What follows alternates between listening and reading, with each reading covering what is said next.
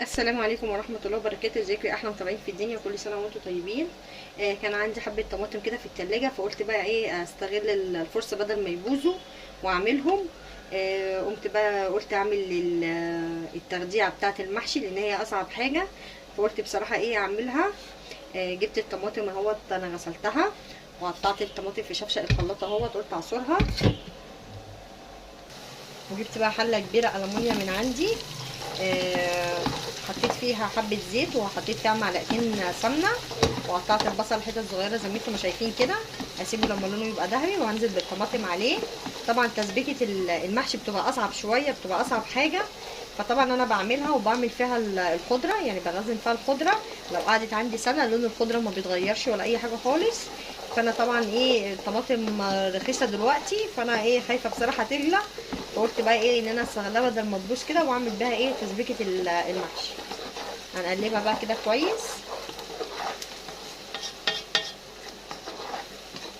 طبعا انا بحب اعمل التسبيكه، لما باجي اعمل تسبيكه الطماطم بالذات لازم أنا اختار حله كبيره، وطبعا الالمونيا بيبقى حلل كبيره عن التيفال والسيراميك والجرانيت والحاجات دي، فانا بقيت بستخدم الالمونيا في التسبيكه بصراحه، بسبب بس كبر الحله وكده.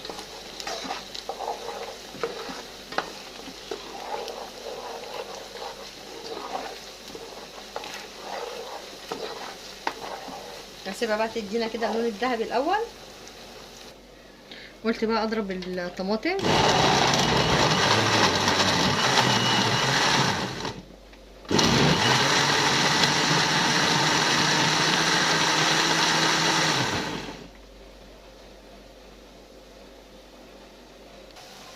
كده خلاص، ادت اللون الذهبي زي ما انتم ما شايفين كده. اوريها لكم برده حلو قوي كده. نديها بس كده تقليبه كمان.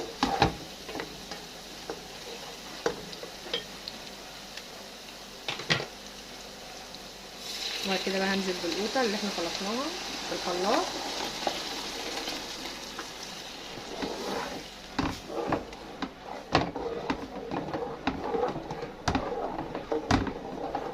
واغطيها بقى واسيبها على النار قبل ما اكمل بيت ايه عصر الطماطم. طبعا يا حبايبي لازم نخلص برضو ايه، يعني ما نسيبش الحاجه في التلاجة لما تخسر، لازم نعملها كده على طول، عشان حرام من حاجه برضو نكون جايبين خضار وسايبينه لغايه ما يخسر في التلاجة. لازم نشوف عندنا ايه ونطلع كده كل فتره الحاجات اللي في التلاجة، نشوف ايه اللي هناخده ونستخدمه في الاكل، والباقي مثلا هنخزنه في الفريزر، طبعا عشان ما يكونش حرام. وانتوا عارفين طبعا ان الحاجات كلها بقت غاليه دلوقتي. قلت بقى اغسل الطماطم واكمل بيت عصر الطماطم. في ناس بتعمل المحشي ني في ني، برضه انا عملته كذا مره كده يعني كان حلو، بس انا بقى واخداه ان انا اسبك له التسبيكه بتاعت المحشي قبلها بصراحه، وبقطع الخضره برضه احطها فيها، يعني بينجز معايا بصراحه في الوقت جه.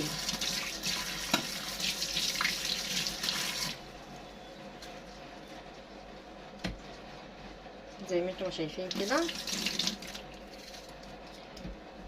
طبعا بقى برضو قبل رمضان بقى كده بنجيب برضو طماطم، يعني انا مثلا ما بجيبش القفص مره واحده قفص طماطم مثلا واعمله، لا انا مثلا انزل اجيب 10 اجيب 15 على قدي واخدم عليهم واعملهم كويسين، احسن ما اجيب قفص واحس ان انا تعبانه وان انا مش هقدر اعمله كده. كده احسن يعني بالنسبه لي. وعصرت بقيه الطماطم اهيت، لسه ناقص طماطم تاني فانا هعصرها عشان ما اطولش عليكم في الفيديو، ما اطولوش عليكم. هنزل بقى كده بالطماطم واغطيها واسيبها تتسبك عقبال ما اعصر بقيه الطماطم الباقيه. نديها برضو تقليبه كده قبل ما اغطيها.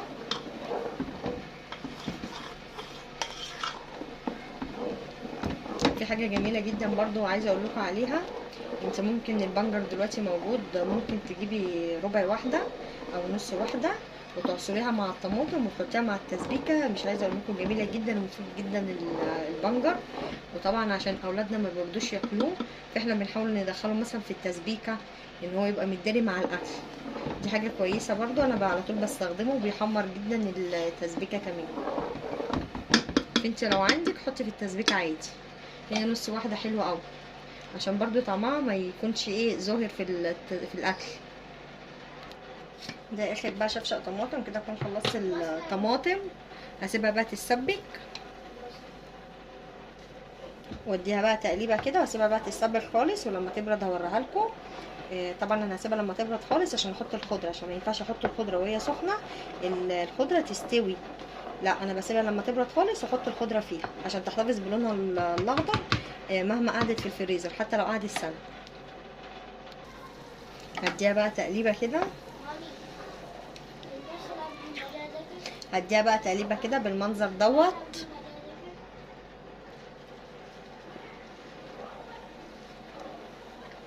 طبعا هسيبها بقى لما تتقل خالص، هوريها لكم بقى خالص لما تتسبك خالص. هجهز الخضره بقى قبل ما تخلص، هغطيها واسيبها بقى تتسبك براحتها واوطي النار عليها شويه.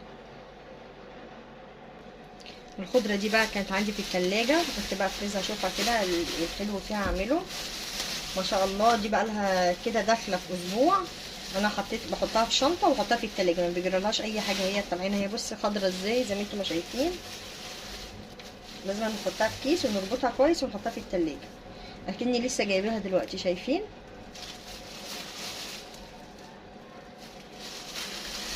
انا بصراحه قلت اشوف فيها يعني البايظه ارميه والحلوه استخدمه، لقيتها بسم الله ما شاء الله مفيش اي حاجه بايظه فيها الحمد لله. زي ما انتم شايفين كده بقى هعملها، هجهزها عقبال ما التسبيكه ما تخلص. قلت بقى اعملها كده واغسلها غسله نضيفه واسيبها تصفي الميه بتاعتها. جبت المصفى كده ايه بصوا، عشان لما اجي اغسلها ملقاش وقعت معايا في الميه، لازم تكون ضيقه خالص كده زي ما انتم شايفين. بسم الله.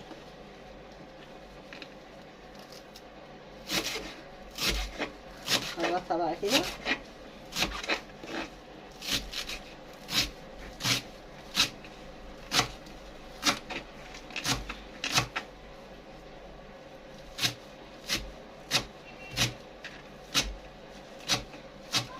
طبعا لما بنحطها في كيس ونحطها في التلاجة ما بيجرالهاش حاجه لمده اسبوع، بس ما يعني ما يقعدش اكتر من اسبوع. هو حلو قوي كده اسبوع عليها، اكتر من كده ممكن تدبل.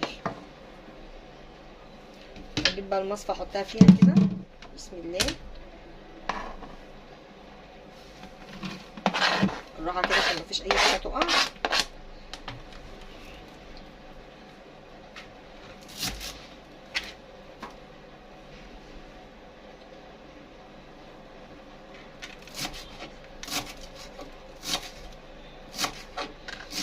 وممكن كمان اغسلها قبل ما اخرطها عادي، بس بدل المصفى ضيقه مش هتوقع اي حاجه خالص، ممكن عادي خالص اخرطها وبعد كده ايه تحت الميه هغسلها بقى غسله ايه نضيفه زي ما انتم شايفين كده.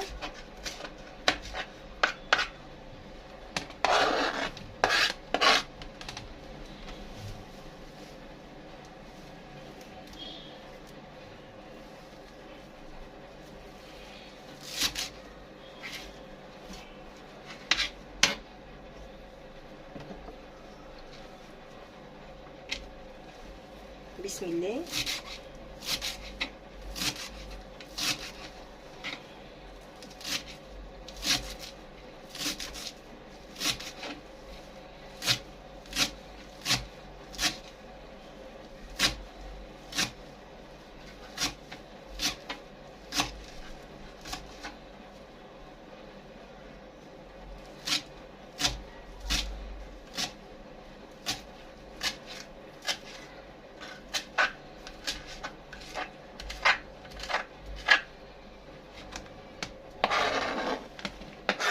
طبعا هخلص انا كمية الخضرة عشان هي ايه يعني كتيرة شوية. هعمل دي معاكم وهكمل انا عشان ايه برضه ما اطولش عليكم في الفيديو. طبعا بشكر متابعين على الكلام الحلو اللي كل شويه بيكتبوه لي. بقول لهم بجد انا بحبكم وبيكم وانا هكمل باذن الله. طبعا التصوير والحاجات دي بصراحه يعني ما تفتحش النفس حد انه يصور، لان يعني ايه بيبقى متعب قوي بصراحه، بس لما بشوف تعليقاتكم برجع تاني اعمل فيديوهات وانزل. ربنا يخليكم ليا يا رب. فانا هكمل بقى وبعد كده بقى ايه هوريكم التسبيكه في الاخر، وهوريكم بقى ايه لما نيجي نحط الخضره وازاي نحطها بقى ونخزنها في الفريزر وتقعد معانا سنه من السنه ما يجرالهاش اي حاجه خالص. قلت بقى اغسل الخضره هي في المصفى زي ما انتم ما شايفين كده، مفيش اي حاجه بتنزل منها، علشان خاطر المصفى ضيقه. انا بشوف ناس وهي بتغسلها بتفضل الخضره تقع من المصفى كمان بتبقى واسعه. يا ريت تاخدوا بالكم من الموضوع دوت. وهسيبها بقى تصفي خالص، وبعد كده ارجع بقى اقول لكم هنعمل ايه. ودلوقتي يا حبايبي التسبيكه خلاص خلصت. بصوا وهي بقت تقيله ازاي. انا قفلت عليها بقى كده لما بقت تقيله زي ما انتم شايفين كده. بصوا بقى يا حبايبي، لو انت هتعملي التسبيكه بتاعت اي تسبيكه سواء بتاعت المكرونه او المحشي وهتقعديها مده طويله في الفريزر، لازم نحط معلقه السكر دي. لان معلقه السكر دي ماده حافظه للحاجه، يعني هتحافظ على التغذيه، مش هتخلي حتى طعمها يغير ولا اي حاجه خالص، حتى لو قعدت عندك سنه في الفريزر. وهنقلبها بقى كويس كده. ماشي. طبعا انا سبتها لما بردت خالص، وجبت الخضره غسلتها معاكم وسبتها لما تصفي خالص. بصوا بقت ناشفه ازاي، ما فيهاش ميه. شايفين؟ هنزل بقى كده اهو بسم الله والخضره كده بالراحه.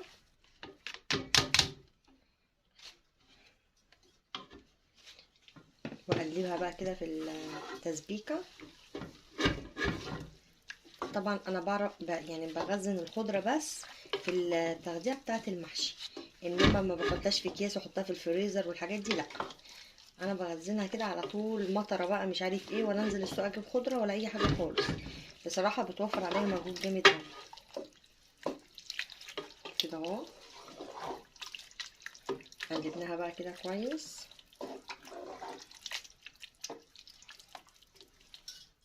وبعد كده بقى الاكياس اللي هي بتاعت اللبن دي، هعمل معاكم كيس كده. دي اكياس اللي هي بتاعت اللبن دي، هنعمل فيها بقى التسبيكه. نعمل فيها التسبيكه بسم الله بالراحه كده. بعد ما قلبناها بقى كويس بالخضره، نحط بقى على حسب الاكله بتاعتك، على حسب الاكله بتاعتك بسم الله. تمام كده. وبعد كده بقى بتقفليها كده وتحطيها بقى في الفريزر. اول ما تيجي تعملي المحشي بتطلعي الكيس بتاعك وتعمليه. يا رب يعجبكم الفيديو. ما تنسوش لو عجبكم الفيديو ما تنسوش تعملوا لايك وتعملوا مشاركه وتفعلوا الجرس عشان يوصلكم كل جديد. السلام عليكم ورحمه الله وبركاته.